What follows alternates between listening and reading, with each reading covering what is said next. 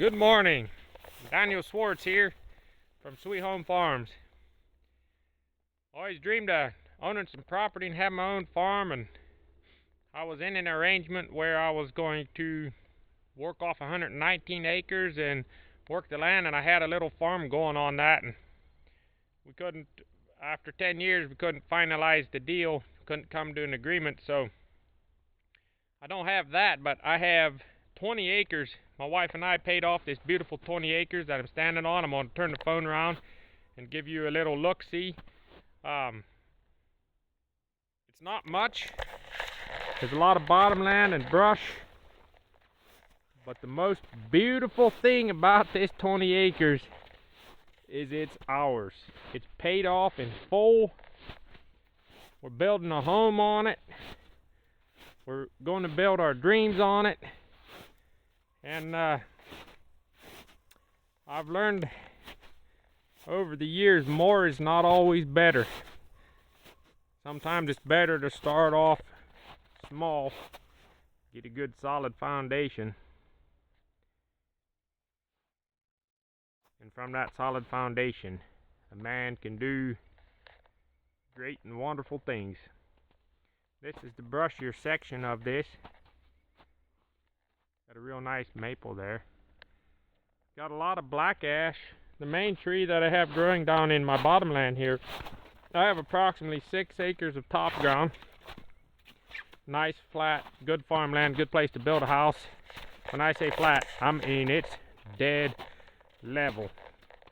There is no topography to it. Then you drop into the bottomland here. I have about 18 acres of bottomland with a drainage creek running through it. It drains out some fields in a swamp, so that one dries up for part of the year. In fact, I just walked over it. I mean, it's got a little bit of water in it, but you can't really see it unless there's quite a bit of rain. On your average year, it has water flowing through it year round, except for a couple weeks, driest part of summer. But if you get a dry year like the last two, it'll dry up for half the summer. But then I have a permanent river that's spring fed back here. I mean, I haven't really measured it off, but it splits on my property. Well, just east of my property, this little river splits. So I'm coming into the black ash section of my woods. There's a lot of black ash down here. It's not really healthy. This is really thin soil down here. Very, very rocky. You can see the trees. You see that extreme bell shape on the bottom of the trees. That means that the roots can't go down in because of all the rocks. So it's pushing the tree upwards. You see that? It's got an extremely broad base. That's actually roots. It should be underground, but the soil was so poor, that's what happens down here. I get a very high rate of blowdown every year. A lot of the tops are a little diseased, but they are black ash. And your black ash and black ash swamps often look like this. Here's a maple. Almost every maple tree of any size is leaning down here because of the poor foundation that they got. Now the black ash tree, they're a colonizer of swamps and wetlands, so they do pretty well in this wet stuff. But I had this area over here that growing really tight, and they were really small and skinny and straight up, and some winds have taken down a lot, but never run out of firewood. So we're coming back into our river here where we're going to put up a camp. You know, on the old property we had a campsite that we maintained, and this is going to be the new campsite here. I had rented this land for years before I entered into a land contract to buy it, and it took us 5 years to pay off a 10-year loan on this property. Paid it off last year, and boy was that a great feeling. And I had always admired this spot by the river.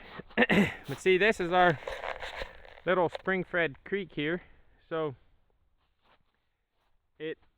my property line is right up there, which I'll walk you guys up there. And then The river splits. This is actually a 3-acre island. So this little creek, it splits around the island. I'll get down on the creek. Don't worry about me falling through the ice. It's not anywhere here over knee deep. All I do is get wet feet. So we have a lot. It's a permanent river. It's got trout in it. It's got bass in it. It's not a big river. Most people call it a creek, but I call it a river. It gets a lot of flow in the springtime, and there's always a permanent flow. It's never been dry enough to where the water has even been close to stopping. I mean, it slows way down in really dry years. But this area down here, it wants to be a grassland. Anytime you knock down some brush, the grass just takes over for a while until the brush can come through again. So my dream is to turn this bottomland into a grassland for my cattle, a managed grassland, not a... When you have a riverbed like this, you have to be really careful that you don't want to continuously graze it to denude the banks, because then your riverbed will get wider and wider and wider, and you'll ruin the natural course of the river, and you'll get a lot of silt in the water. So you want to manage it. Oh yeah, getting brushy, but my wife and I are so excited to finally own our own property. We're 36 and 30. Well, my wife is soon to be 36. I'm 37. And we have paid off property, and we're on our way to paying off a home. We're going to put on this property. It's going to be a used trailer house. And then I'm going to fix up on that until we can save money to build a house. We're all about paying our way and paying things off as we go. Getting real close to my property line here. But that's my black ash swamp. I love it, but one thing I am nervous about is the emerald ash borer is going all over the United States, and it's all over Wisconsin, and hasn't really gotten into Price County yet, but it's just a matter of time. So I'm thinking one of these years I'm going to have to go in and take all the ash trees before the beetle bug does. You can see the cable for the old fence up here. That would have to be repaired if I want to put animals in here. Here's the cable.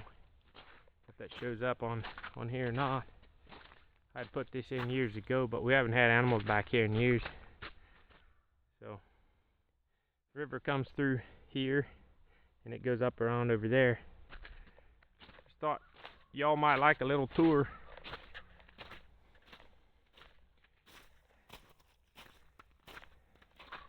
You know, I thought about a lot as a young man. I'd get impatient and want to just go out and get a loan and get started on my dreams and all of that. But it's a good thing I didn't, because it took me many years to figure out how to make a cattle business profitable. And if I had gotten a huge loan with the business model I started out with, I would have never made it. I would have failed spectacularly. But since I was funding the whole project myself, yes, I lost that money, but I'm not in debt.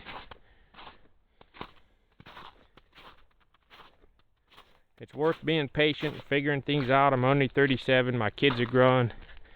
I have dreams of growing a wonderful business, a family business,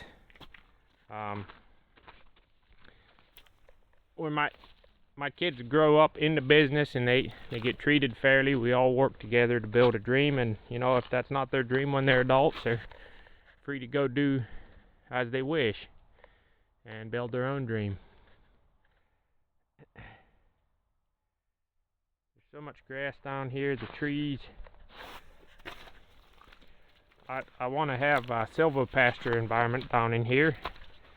For those of you who don't know what that is, a silvopasture is basically a a pasture where you have animals in it, and it's also like a wood lot, a sparsely spaced wood lot that grows forage for livestock. Right here you got some heavy deer trails. This stuff's always hard to pick up on camera. You can see that trail there. Pretty cool. It's only 20 acres. A lot of people have been like, well, man, you had 119 acres before. That must suck to only have 20. No, they're wrong. We didn't have 119 acres before. We managed 119 acres of somebody else's land. And with that somebody else, there comes a big headache. We didn't own a damn thing before. We just got to manage it. Now, we actually own 20 acres. This is our start. We're not mortgaged. We did do it in land contract. That is true. So, you know, if we'd have had the thing I liked about the land contract, and we did it through a lawyer, you know, we didn't just rough it out and shake hands. I wouldn't do that.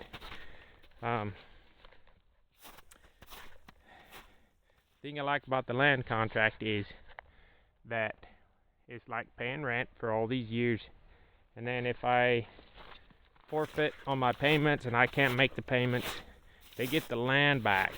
Yes, it would suck that I paid all those payments those years, but at least I wouldn't still owe them a lot of money. They'd just get the land back and I'd be out that money. Whereas if you get a big mortgage for something, if you can't make the payments, they might take the property and you still owe them. Pay back the mortgage. If the property doesn't, the sale of the property doesn't cover your mortgage, then you are still liable to pay that back. Let's hop back down the river here. I'll take you over. So, we had walked down, we had been down on here, and we walked that way. That's east. I took you to the east line where the cable is, then I popped up on the bank and we swung back to the west. Now I'm going to turn this way, we're going to go west. Hey, look at this. Bubble, bubble. I'm walking on it. We got water trickling down from up there. Can you hear it?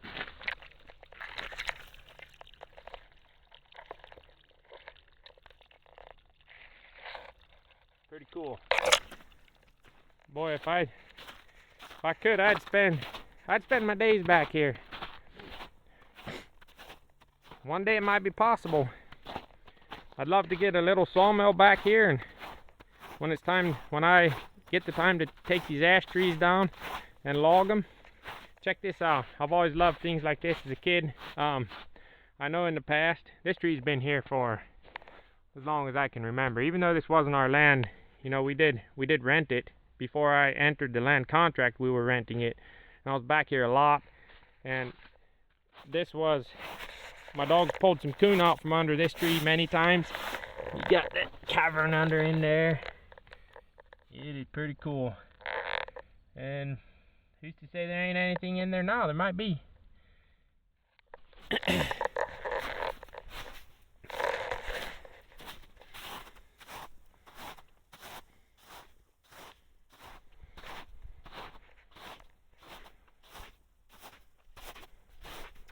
Now we swung to the south here.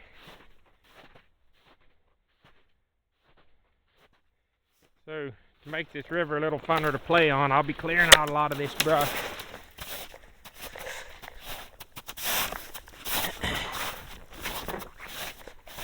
There's just a different feeling of owning your own land, man. I don't think it really sunk in yet. I mean, I've lived on the edge of barely making it all my life.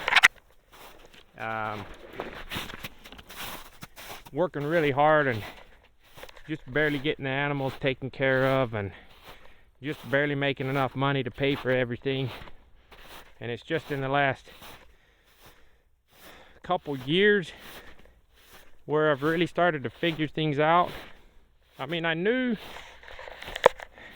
that there was a better way to do things for probably a good 10 years, but I didn't know how to do it. And you don't know who to listen to. When you start listening to people, and there's so many people out there, they're hollering, don't be stupid, use credit cards, you know, and let somebody else take on that risk of debt, and I don't know. You're dumb if you don't leverage the banks for all the debt you can get. There's so many voices out there. It took a long time, and it took time to learn what I like and what I don't like, what resonates with me, what fits with my lifestyle, what fits with my temperament.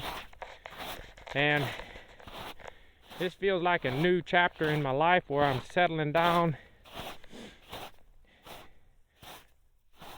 The ideas I have for my future are not based in dreamland.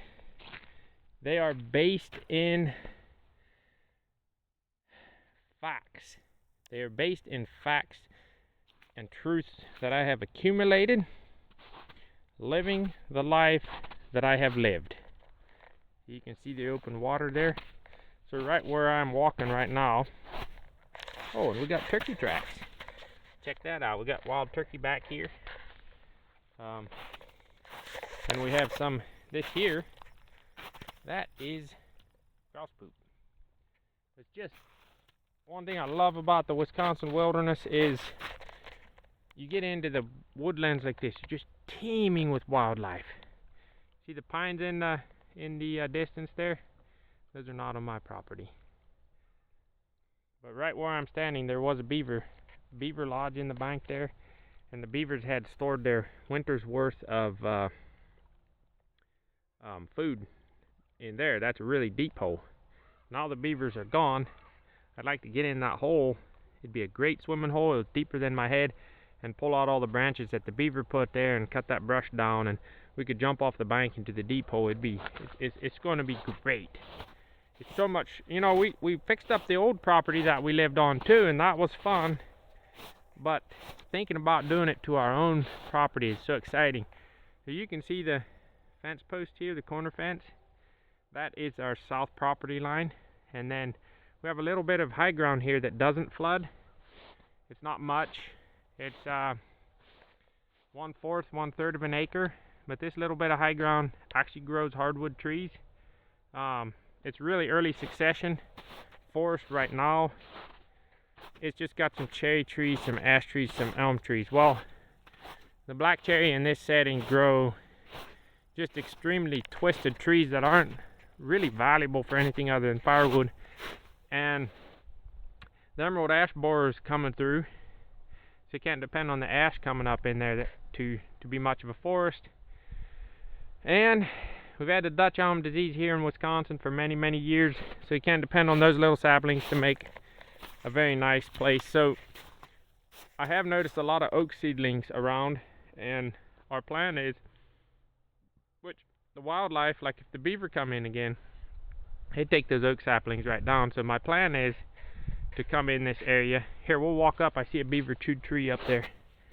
I'd love to come in to this area up here with the brush, a chipper and a chainsaw, take down the brush and put up little and transplant oak seedlings, oak saplings, and put in it strategically, you know, give it spaced out enough to where it'd be a nice little park area where we could come up here and picnic. See, here's a beaver chewed cherry tree. See, the beavers, they'll take down any tree, but they don't actually really like cherry. So they end up dropping this tree and then not using it. They ate some of the bark off and they left the rest. So, you know, when you only have, I like wildlife, I like beavers, I like beaver dams, it's fun. But when you only have a few acres of woodland and the beavers are coming in there and knocking down all your hardwoods, it's really hard to be favorable towards the poor little beaver. So that was a beautiful young ash tree, and they dropped it. So the beavers like to come in and drop trees also that are not desirable food species, with the hopes that more desirable, see, like beavers will clear cut. Then often in clear cut areas, aspen will spring up, and they love aspen. So that's kind of what they're doing. They were trying to knock down the trees that they don't like. Now, it's too bad beavers don't like alderbrush because it's all over. But this, I'm about 10 feet higher in the river. It never floods up here. You know, you can see, oh, look at that, a deer kill. Pretty old, but, there's the river bottom. And I just got this thin strip here between the fence. You can see a fence post there and a fence post there. But I think it'd be cool when we come up here, the flat part widens out a little bit more. We'd plant oak trees, put some woven wire fence around them so the deer don't kill them, and so the beaver don't kill them until they get to be decent sized trees to where, well, I'd probably always keep a protective fence around the base of them, because there'd be nothing worse than you'd have 20-year-old oaks that'd be 10, 12 inches diameter and 50, 60 feet tall, and in 1 year, I don't know what you call it, it's not a pack, but a group of beavers could, a family, I think you call it a family of beavers, could move in and kill them all. So I think that'd be a great thing to do for this spot. See, we come up further here and we drop back down into the bottomland.